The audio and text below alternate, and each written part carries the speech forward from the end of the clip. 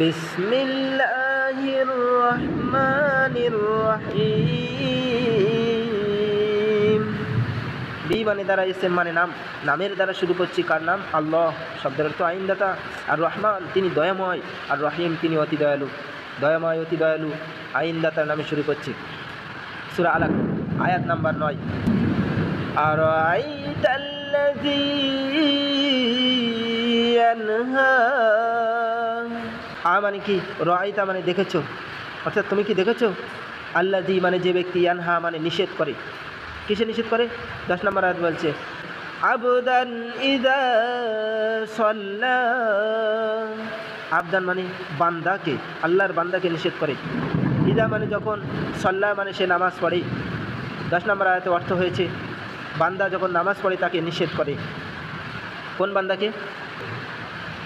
11 নম্বর আয়াত বলছে আর আইতা ইন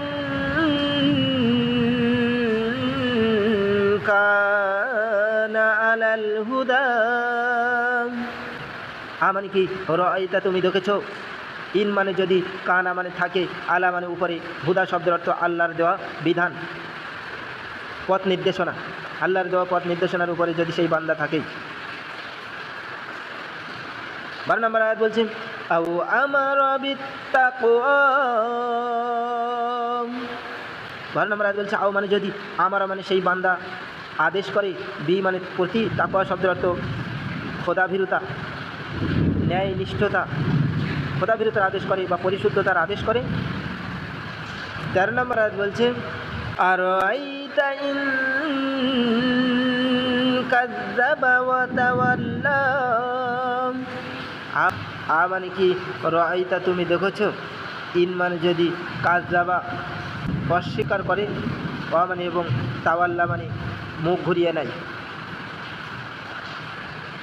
তুমি সেই ব্যক্তিকে, 4 নম্বর আয়াত বলছে তুমি সেই ব্যক্তিকে দেখেছো যে আল্লাহর দেওয়া বিধানকে অস্বীকার করে এবং মুখ ঘুরিয়ে নেয়। 14 নম্বর আয়াত বলছে আলাম ইয়ালাম আন্নাল্লাহা ইয়ারা। 14 নম্বর আয়াত বলছে মানে কি? লাম মানে না, ইয়ালাম মানে জানে, অর্থাৎ সে কি জানে না? বি মানে যে, আন্না মানে নিশ্চয়ই, আল্লাহ মানে আল্লাহ, ইয়ারা মানে দেখেন। 14 নম্বর আয়াত অর্থ সে কি জানে না যে নিশ্চয়ই আল্লাহ তাআলা দেখেন। 15 নম্বর আয়াত বলছে কাল্লা লাইন লাম ইয়ানতাহি লানাসফাম বিন্নাসিয়া। কাল্লা মানে কখনো নয়, লাইন মানে যদি, লাম ইয়ানতাহি, লাম মানে না, ইয়ানতাহি মানে ফিরে আসা, যদি না সে ফিরে আসে। লা মানে অবশ্যই, নাসফান শব্দের অর্থ হেঁচড়াবো। বি মানে দ্বারা, নাসিয়া শব্দের অর্থ কেশ, চুল। তার মাথার অগ্র অংশের সামনের ভাগের চুলকে নাসিয়া বলা হয়। তো মাথার সামনের অংশের চুল ধরে হেঁচড়ানো হবে তাকে।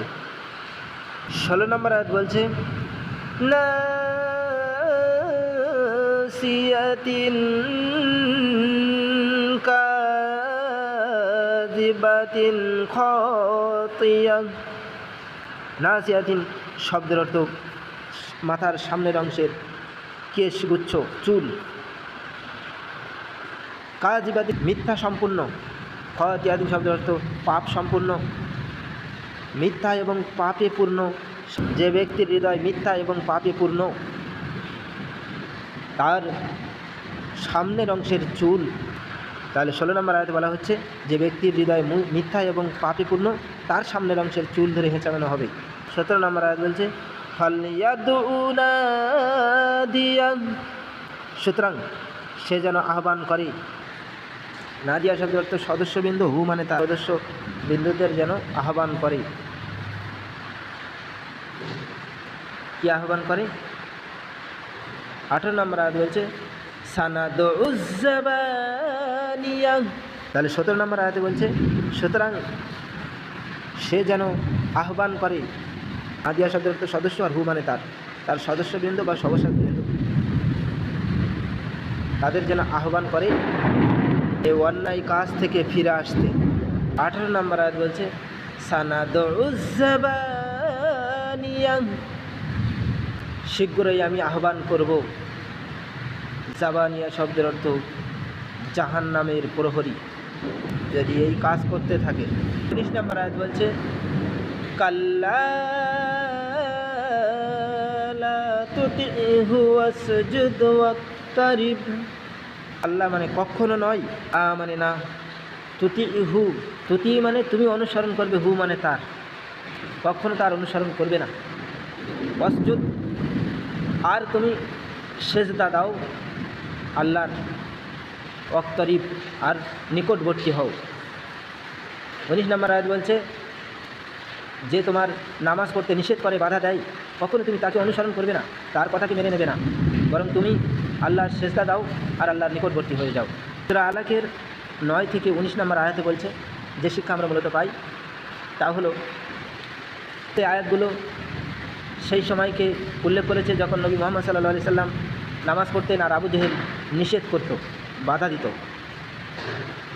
সে সময় এই আয়াত নাজিল হয়েছে। মূলত এই সূরা থেকে যে শিক্ষা পাওয়া যায়, আজকের দিনেও নামাজ পড়তে বাধা আসে, সমাজের বন্ধুবান্ধব, ফ্যামিলির অন্য সদস্য, আশেপাশে মানুষ অবস্থান করে, তারা বাধা দেয় নামাজ পড়তে। বিভিন্ন রকম সমস্যা নামাজের বাধা হয়ে দাঁড়ায়। যে সমস্যায় আসুক তা দূরে ছুড়ে দিতে হবে এবং নামাজ পড়তে হবে। 2 নম্বর শিক্ষা যেটা পাওয়া যায় সেটা হলো, এই নামাজ পড়তে যারা বাধা দেয় অতি শীঘ্রই সামনের অংশের চুল ধরে হেঁচড়াতে হেঁচড়াতে জাহান্নামে নিক্ষেপ করানো হবে। তাই হুঁশিয়ারি করে আল্লাহ বলেছেন শীঘ্রই নামাজ পড়তে বাধা যারা দেয় তাদের ফিরে আসা উচিত, এবং তাদের বিরাট সংগঠন আছে, সেই সংগঠনকেও নত হওয়া উচিত, তাদেরকে সাবধান করা উচিত। আর শেষবেলা আল্লাহ পাক বলেছেন যে যারা নামাজে বাধা দেয় তাদেরকে অনুসরণ করো না, বরং আল্লাহর সেজদা দাও আর আল্লাহর নিকটবর্তী হয়ে যাও। অর্থাৎ আল্লাহর সেজদা দিলে তার নিকটবর্তী হওয়া যায়। সুতরাং দুনিয়ার কে কোন মানুষ কী ধরনের কী কথা বললো তা নিয়ে ভাবনার কিছু নেই। যত হুমকি আসুক, যে ধরনের যাই আসুক, আপনি নামাজ ছাড়বেন না যদি আল্লাহর নিকটবর্তী হতে চান। আল্লাহর নিকটে যদি আপনার যাওয়ার ইচ্ছা হয় তাহলে নামাজ আপনি ছাড়বেন না। ভিডিওর শেষে একটা রিকোয়েস্ট, চ্যানেলটি সাবস্ক্রাইব করুন, বেশি বেশি শেয়ার করুন।